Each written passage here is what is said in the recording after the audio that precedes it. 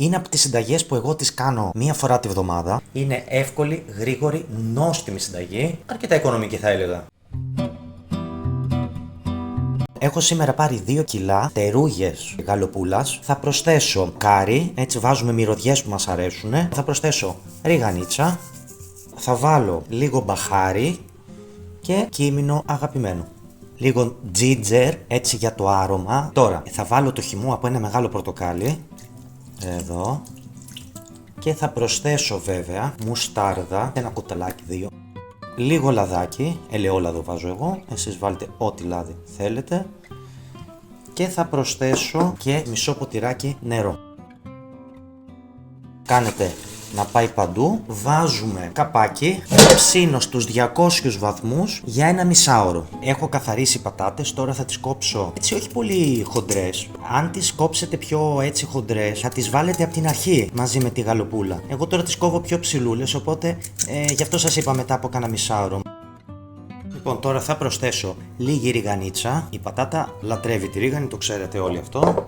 Θα προσθέσω αλάτι, λίγο λαδάκι, ελαιόλαδο πάντα εγώ. Λοιπόν, και τώρα το μυστικό για να βγει αυτό που λέμε λουκούμι πατάτα, που την τρώμε και λέμε πω τι λουκούμι είναι αυτό, είναι παιδιά το λεμόνι. Δεν είναι τίποτα άλλο, είναι απλά να περιχύσουμε με λεμονάκι. Θα είναι η καλύτερη πατάτα που έχετε φάει στο φούρνο ποτέ. Λοιπόν, πάω τώρα να τις βάλω μέσα στο φούρνο κι αυτές. Ξεσκεπάζω τώρα το φαγάκι, το έβγαλα από το φούρνο. Τώρα θα προσθέσω τις πατατούλες μέσα. Εδώ. Θα προσθέσω λίγο λαδάκι ακόμα. Θα βάλω και λίγο αλατάκι που ξέχασα πριν, το κρέας. Θα προσθέσω το υπόλοιπο λεμονάκι. Είχα βάλει 2 λεμόνια, έτσι. Εδώ. Να πάει παντού και στο κρεατάκι μου και στις πατατούλες. Τώρα, μέσα σε ένα ποτήρι έχω βάλει νερό και 2 κουταλιές του γλυκού. Μουστάρδα θα το ρίξω επάνω, να πάει παντού. Δείτε λίγο το φαγάκι μας σε τι μορφή είναι. Εδώ όλα έχουν μπει, τα αρώματα. Και το βάζω τώρα στο φούρνο. 40 λεπτά θα το βάλω κλειστό και μετά θα το ανοίξω να πάρουν χρώμα. Θα ξαναψήσω έτσι το τελευταίο 20 λεπτό με ανοιχτή την γάστρα μου. Θα κατεβάσω στους 160-170, μην το αφήσετε στους 200 που ήταν όταν ήταν κλειστή, γιατί θα σας καούν οι πατατούλες.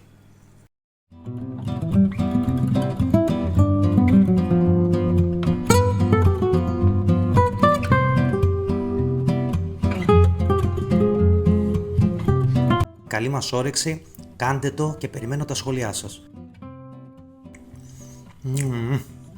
Υπέροχες. Και λίγη γαλοπούλα. Δείτε τι ωραία που έχει ψηθεί μέσα. Υπέροχο. Παιδιά, είναι όνειρο.